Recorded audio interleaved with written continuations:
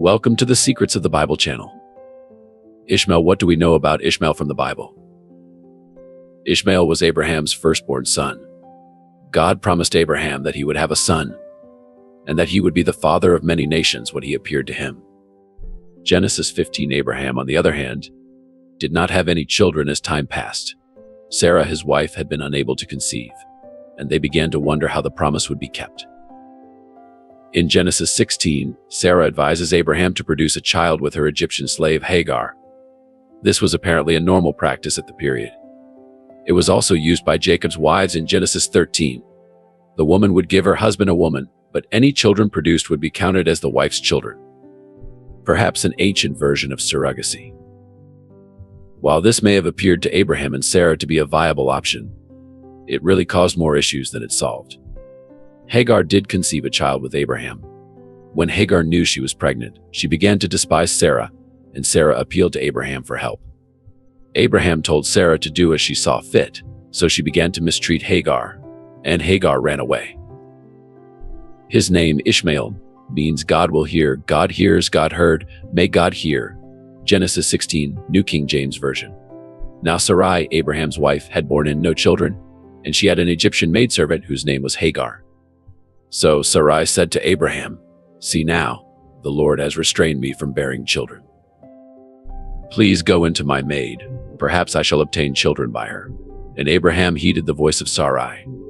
Then Sarai, Abraham's wife, took Hagar, her maid, the Egyptian, and gave her to her husband Abraham to be his wife. After Abraham had dwelt 10 years in the land of Canaan, so he went into Hagar, and she conceived. And when she saw that she had conceived, her mistress became despised in her eyes. Then Sarai said to Abraham, "My wrong be upon you. I gave my maid into your embrace, and when she saw that she had conceived, I became despised in her eyes. The Lord judge between you and me." So Abraham said to Sarai, "Indeed, your maid is in your hand. Do to her as you please." And when Sarai dealt harshly with her, she fled from her presence. Now the angel of the Lord found her by a spring of water in the wilderness, by the spring on the way to Shur. And he said, "Hagar, Sarai's maid, where have you come from? And where are you going?" She said, "I am fleeing from the presence of my mistress Sarai." The angel of the Lord said to her, "Return to your mistress, and submit yourself under her hand." Then the angel of the Lord said to her, "I will multiply your descendants exceedingly, so that they shall not be counted for multitude." And the angel of the Lord said to her, "Behold, you are with child, and you shall bear a son. You shall call his name Ishmael, because the Lord has heard your affliction. He shall be a wild man. His hand shall be against every man, and every man's hand against him. And he shall dwell in the presence of all his brethren." Then she called the name of the Lord who spoke to her, "You are the God who sees." For she said, "Have I also here seen him who sees me?" Therefore the well was called Beer Laharai. Observe, it is between Kadesh and Beard. So Hagar bore Abraham a son, and Abraham named his son, whom Hagar bore, Ishmael. Abraham was 86 years old when Hagar bore Ishmael to Abraham. It was common in ancient times for a barren wife to present her husband with a slave woman, who would bear children for her. The woman, not the slave, was to be in charge of the children. Childless Sarah obtained a son by Hagar, and Ishmael was legally the child of Sarah. This does not explain Sarah's treatment of Hagar. Ishmael was born to Abraham when he was 86 years old and living near Hebron. Genesis 16, New King James Version. Abraham was 66 years old when Hagar bore Ishmael to Abraham. Genesis 13:18, New King James Version. Then Abraham moved his tent and dwelt by the terebinth trees of Mamre, which are in Hebron, and built an altar there for the Lord. His mother was of Egyptian origin. However, God had addressed her in her hour of dire need. God made a covenant with Abraham when Ishmael was 13 years old, requiring all members of Abraham's household to be circumcised. Genesis 17:1, New King James Version. When Abraham was 99 years old, the Lord appeared to Abraham and said to him, "I am Almighty God. Walk before me and be blameless." Ishmael and his mother were banished from the family several years later, after Isaac had been warned and weaned to wander in the wilderness around Beersheba. They were on the verge of dying of thirst when God heard the boy and gave water. Ishmael spent the rest of his life in the desert, particularly in the wilderness of Paran, with the help of God. It was here that he learned to use the bow, and his marriage to an Egyptian explains his proximity to Egypt as well as his mother's heritage. His presence at Abraham's funeral and the fact that Esau married Ishmael's daughter Mahalath demonstrates that he did not completely cut ties with the main patriarchal line. Genesis 15:9 New King James Version. And his sons Isaac and Ishmael buried him in the cave of Machpelah, which is before Mamre in the field of Ephron, the son of Zohar the Hittite. Genesis 28:9 New King James Version. So Hazal went to Ishmael and took Mahalath, the daughter of Ishmael, Abraham's son, the sister of Nebajoth, to be his wife in addition to the wives he had. Ishmael lived 137 years and was gathered to his kindred. 4. Divine statements concerning Ishmael. God characterizes his personality as that of a wild ass, in the sense that he is a wandering nomad. 3958 New King James Version. Who set the wild donkey free, who loosed the bonds of the onager, whose home I have made the wilderness, and the barren land his dwelling. He scorns the tumult of the city. He does not heed the shouts of the driver. The range of the mountains is his pasture, and he searches after every green thing. As a result, he will be at odds with his more settled relatives. God has called him to greatness outside the covenant. Ishmael was to be rewarded by God as a large nation with the same 12-fold organizational structure as Israel, but without direct experience with the covenant, according to Genesis 17:20-21. Genesis 17, New King James Version. When Abraham was 99 years old, the Lord appeared to Abraham and said to him, I am Almighty God. Walk before me and be blameless, and I will make my covenant between me and you, and I will multiply you exceedingly. Then Abraham fell on his face, and God talked with him, saying, As for me, behold, my covenant is with you, and you shall be a father of many nations. No longer shall your name be called Abram, but your name shall be Abraham, for I have made you a father of many nations. I will make you exceedingly fruitful, and I will make nations of you, and kings shall come from you. And I will establish my covenant between me and you and your descendants after you in their generations, for an everlasting covenant to be God to you and your descendants after you. Also, I give to you and your descendants after you the land in which you are a stranger, all the land of Canaan, and an everlasting possession. And I will be their God. And God said to Abraham, As for you, you shall keep my covenant, you and your descendants after you throughout their generations. This is my covenant which you shall keep between me and you and your descendants after you. Every male child among you shall be circumcised, and you shall be circumcised in the flesh of your foreskins, and it shall be a sign of the covenant between me and you. He who is 8 days old among you shall be circumcised, every male child in your generations. He who is born in your house or bought with money from any foreigner who is not your descendant. He who is born in your house and he who is bought with your money must be circumcised. And my covenant shall be in your flesh for an everlasting covenant. And the uncircumcised male child who is not circumcised in the flesh of his foreskin, that person shall be cut off from his people. He has broke my covenant. Then God said to Abraham, As for Sarai, your wife, you shall not call her name Sarai, but Sarah shall be her name. And I will bless her, and also give you a son by her. Then I will bless her, and she shall be a mother of nations. Kings of peoples shall be from her. Then Abraham fell on his face and laughed, and said in his heart, Shall a child be born to a man who is 100 years old? And shall Sarah, who is 90 years old, bear a child? And Abraham said to God, Oh, that Ishmael might live before you. Then God said, No, Sarah your wife shall bear you a son, and you shall call his name Isaac. I will establish my covenant with him for an everlasting covenant, and with his descendants after him. And as for Ishmael, I have heard you. Behold, I have blessed him, and will make him fruitful, and will multiply him exceedingly. He shall beget 12 princes, and I will make him a great nation.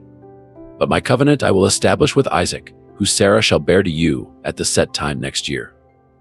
Then he finished talking with him, and God went up from Abraham. So Abraham took Ishmael, his son, all who were born in this house, and all who were bought with his money, every male among the men of Abraham's house, and circumcised the flesh of their foreskins that very same day, as God had said to him. Abraham was 99 years old when he was circumcised in the flesh of his foreskin. And Ishmael his son was 13 years old when he was circumcised in the flesh of his foreskin. That very same day, Abraham was circumcised, and his son Ishmael, and all the men of his house, born in the house or bought with money from a foreigner, were circumcised with him. The contrast between national greatness and covenant experience reveals a lot about what the covenant really entailed. National greatness is also promised in Genesis 21:13 and 18. Genesis 21:18, New King James Version. Yet I will also make a nation of the son of the bondwoman, because he is your seed. Genesis 21:18, New King James Version. Arise, lift up the lad and hold him with your hand, for I will make him a great nation. Genesis 17:22. 27 shows that the covenant is not to be identified with circumcision, no matter how much that identification may appear to be necessitated by Genesis 17:10. Ishmael, despite being circumcised according to God's mandate, was not the covenant's son. Genesis 17:10, New King James Version. This is my covenant which you shall keep between me and you and your descendants after you. Every male child among you shall be circumcised. Abraham and Sarah's treatment of Ishmael. Abraham regarded Ishmael as the promised son of God.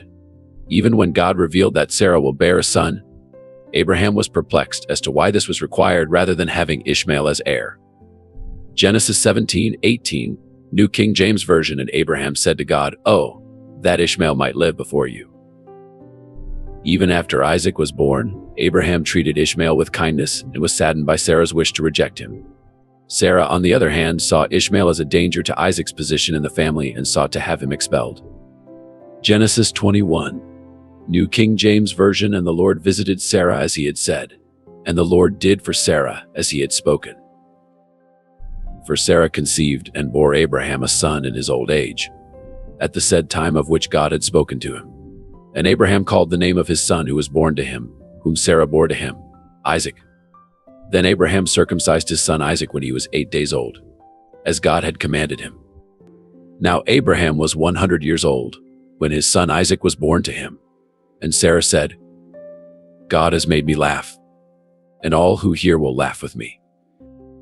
She also said, "Who would have said to Abraham that Sarah would nurse children? For I have borne him a son in his old age." So the child grew and was weaned. And Abraham made a great feast on the same day that Isaac was weaned. And Sarah saw the son of Hagar the Egyptian, whom she had borne to Abraham, scoffing. Therefore she said to Abraham, "Cast out this bondwoman and her son, for the son of this bondwoman shall not be here with my son, namely with Isaac." And the matter was very displeasing in Abraham's sight because of his son. But God said to Abraham, "Do not let it be displeasing in your sight because of the lad, or because of your bondwoman. Whatever Sarah has said to you, listen to her voice, for in Isaac your seed shall be called. Yet I will also make a nation of the son of the bondwoman, because he is your seed." So Abraham rose early in the morning and took bread and skin of water, and putting it on her shoulder, he gave it, and the boy to Hagar, and sent her away. Then she departed and wandered into the wilderness of Beersheba. And the water in the skin was used up, and she placed the boy under one of the shrubs. Then she went and sat down across from him at a distance of about bowshot. For she said to herself, "Let me not see the death of the boy." So she sat opposite him and lifted her voice and wept. And God heard the voice of the lad. And the angel of God called to Hagar out of heaven and said to her, "What ails you, Hagar? Fear not, for God has heard the voice of the lad where he is.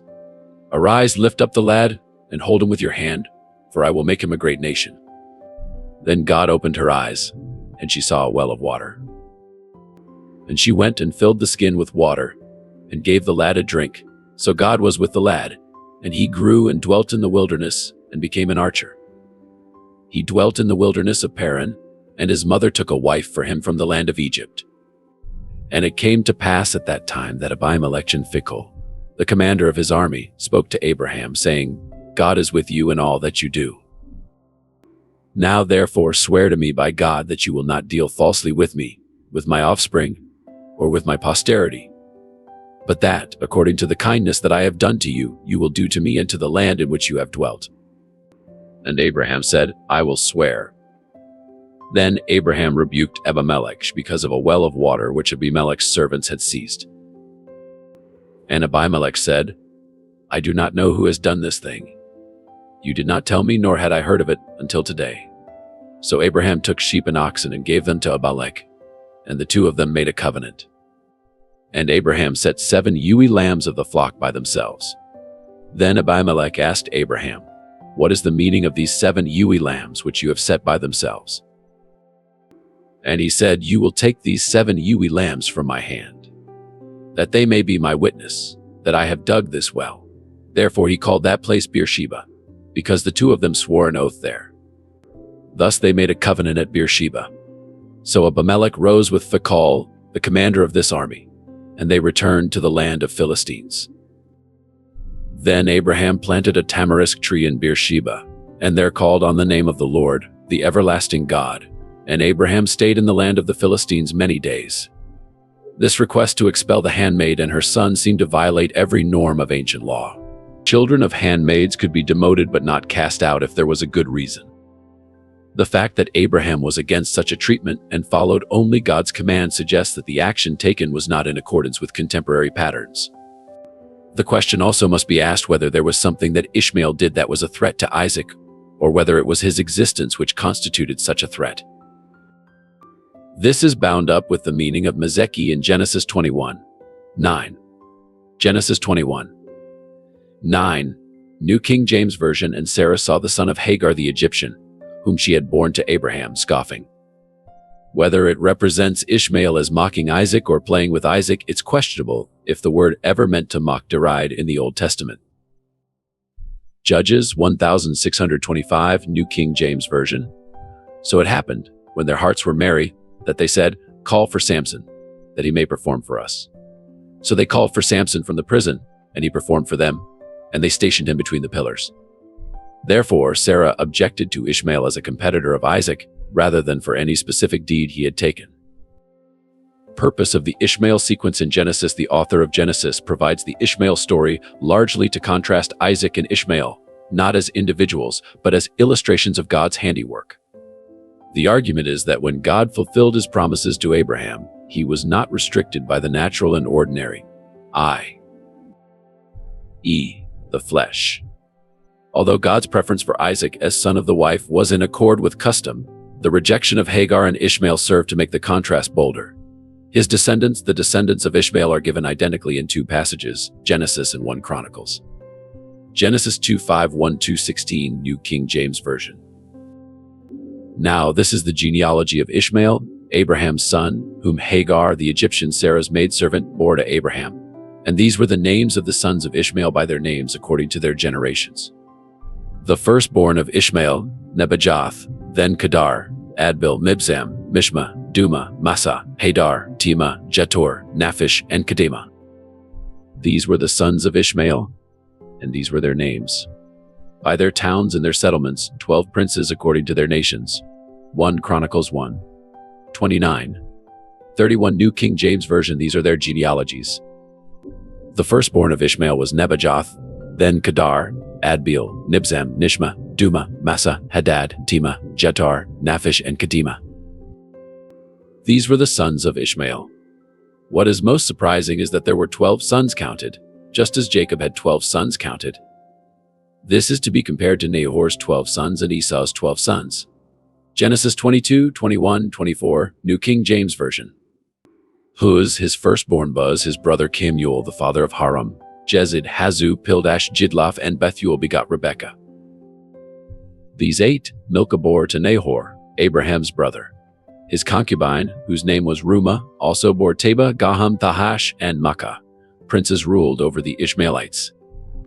Genesis 2:5-16 New King James Version. These were the sons of Ishmael, and these were their names by their towns and their settlements, 12 princes according to their nations. These Ishmaelite tribes settled in the general area where their ancestors grew up, namely the Paran wilderness. Genesis 25:18 describes this region as from Havilah to Shur, which is opposite Egypt in the direction of Assyria. Some of his descendants' names appear as tribes in Assyrian Chronicles. Genesis 25. 18 New King James Version. They dwelt from Havilah as far as Shur, which is east of Egypt as you go toward Assyria. He died in the presence of all his brethren. In accordance with God's statement concerning Ishmael, the Ishmaelites are sometimes shown as hostile to the Israelites. 1 Chronicles 5. 19 New King James Version. They made war with the Hagrites, Jetor, Naphish, and Nodab. Genesis 1:6-12 New King James Version. He shall be a wild man, his hand shall be against every man, and every man's hand against him, and he shall dwell in the presence of all his brethren. Finally, the Ishmaelites are coupled with the Midianites, some of the descendants of Keturah, in some passages, thus suggesting an overlapping of the two terms. The term Ishmaelite is applied to the Midianites, and the same group receives both names in Genesis 37, 25, 28, where Joseph's brothers sold him to a caravan of traders, and in Genesis 37, 36, 39, 1, where Joseph is sold to Potiphar in Egypt. There is no need to distinguish between a Midianite and an Ishmaelite account for Joseph's selling. Judges 8:24, New King James Version. Then Gideon said to them, I would like to make a request to you, that each of you would give me the earrings from his plunder, for they have gold earrings, because they were Ishmaelites. Genesis 3:7-9-28, New King James Version. And they sat down to eat a meal. Then they lifted their eyes and looked, and there was a company of Ishmaelites, coming from Gilead with their camels, bearing spices, balm and myrrh, on their way to carry them down to Egypt. So Judah said to his brothers, What profit is there if we kill our brother and conceal his blood? Come, and let us sell him to the Ishmaelites, and let not our hand be upon him, for he is our brother and our flesh. And his brothers listened. Then Midianite traders passed by. So the brothers pulled Joseph up and lifted him out of the pit, and sold him to the Ishmaelites for 20 shekels of silver. And they took Joseph to Egypt. Genesis 3:7-36 New King James Version. Now the Midianites had sold him in Egypt to Potiphar, an officer of Pharaoh and captain of the guard. Genesis 3:9-1 New King James Version.